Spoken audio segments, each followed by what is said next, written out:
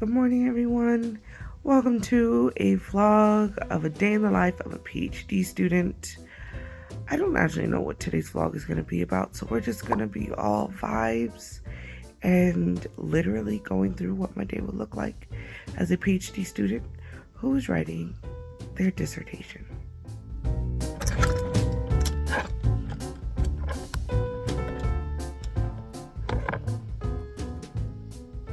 Okay, so I'm about to cook something to eat, but first I'm going to tidy up the kitchen a little bit just because it's a little disheveled and that makes it hard for me to cook. I'm trying a completely new recipe and I have no idea how it's going to turn out, but I think it'll be okay. So I'm excited to share that with you. That's something that I've been doing lately, is trying to cook really nice meals, and like, here's some pictures of things that I've cooked. I even bought these really fancy like ramen bowls so I can feel bougie when I'm plating everything. But yeah, okay, gonna start cleaning up.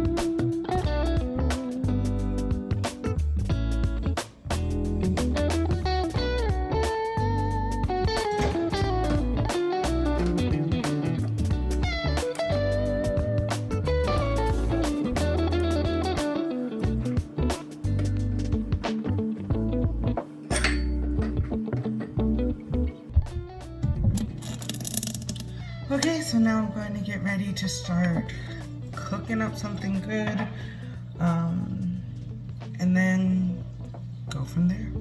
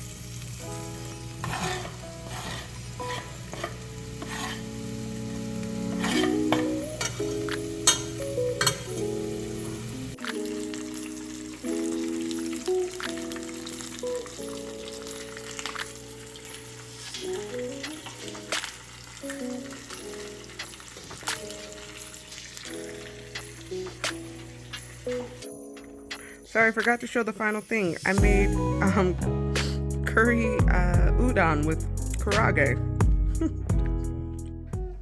Okay, I got done eating. It was delicious. I've watched some Abbott Elementary, which is now like my new favorite show.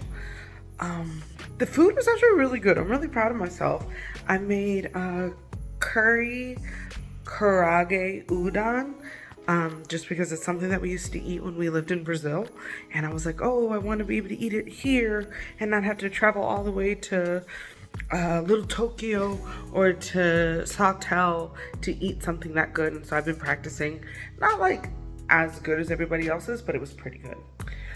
It is like many hours later because, like I said, I just binge watched a ton of Abbott Elementary, but now I'm going to start writing again.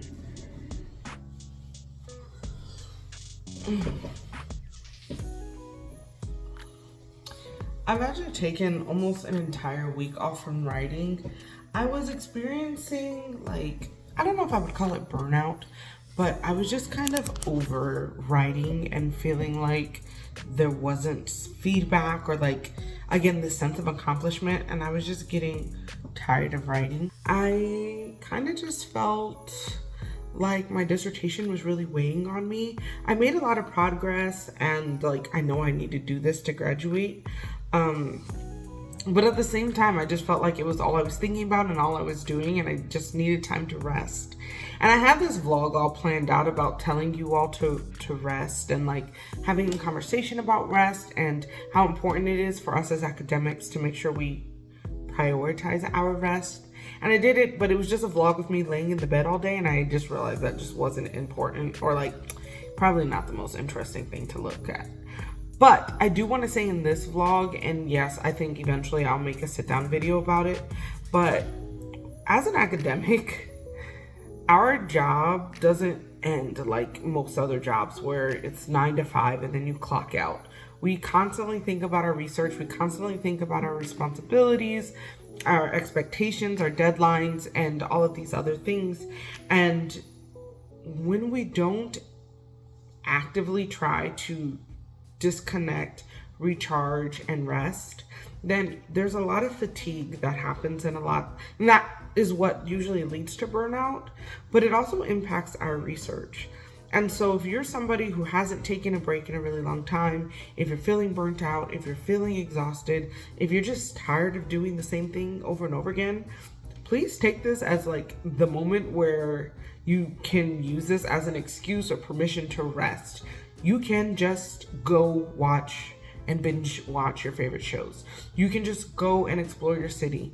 You don't have to be constantly producing academic work. You don't have to constantly prove that you are worthy, that you are capable, that you are responsible, that you are disciplined.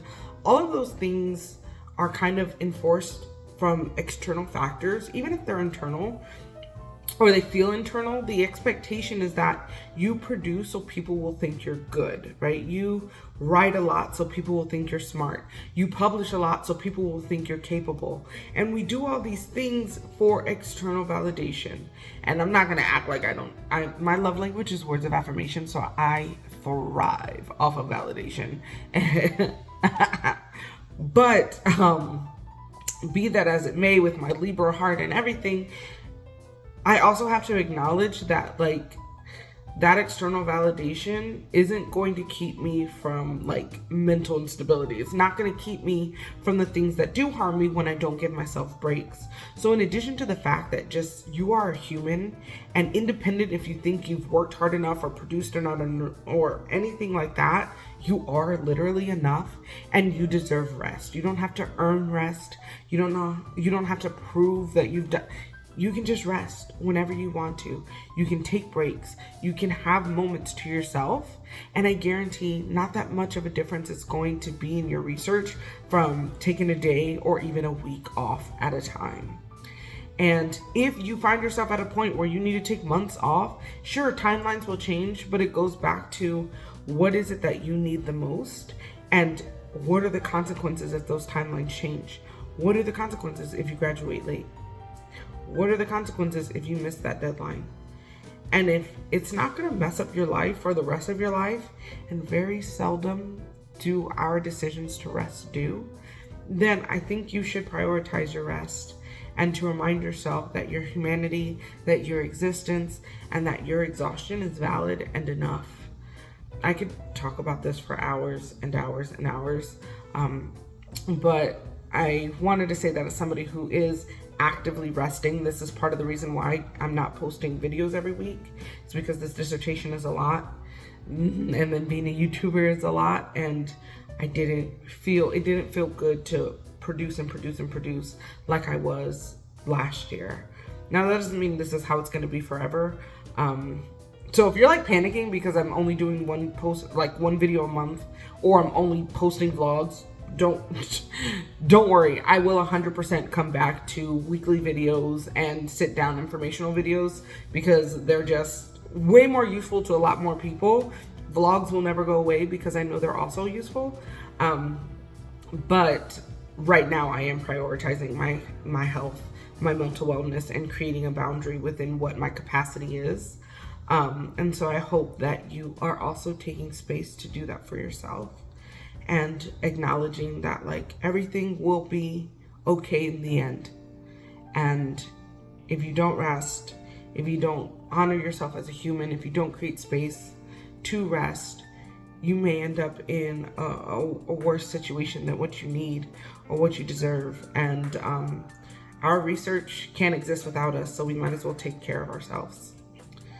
But yeah, that was a very long soapbox to say I took a week off and now I am getting back to writing. I submitted my first, second, and third chapter, rough drafts, very rough drafts. I'm going to start my intro today, hopefully get that done in the next couple of days, and then start over and revise my first, second, and third chapters.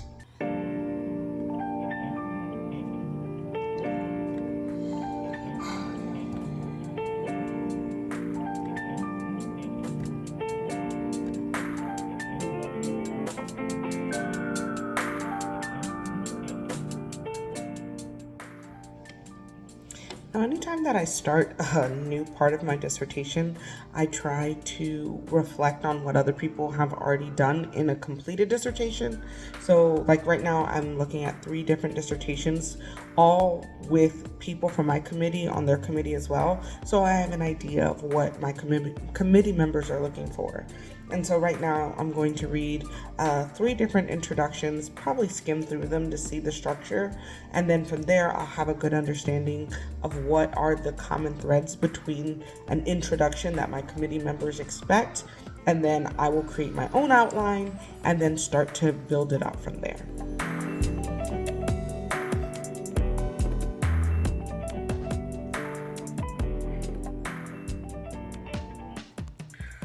Okay, so I didn't actually do any writing today, but I did do a little bit of reading. Like I said, I've looked at 3 different dissertations, and I'm not necessarily feeling inspired, but I'm seeing that there is kind of like a formula where specifically people in my department, they start off their introduction really with a story to kind of capture them, and then they go on to think about, who are the scholars they're referencing, their methodology, then kind of an overview of their chapters, and then a summary of what's to come.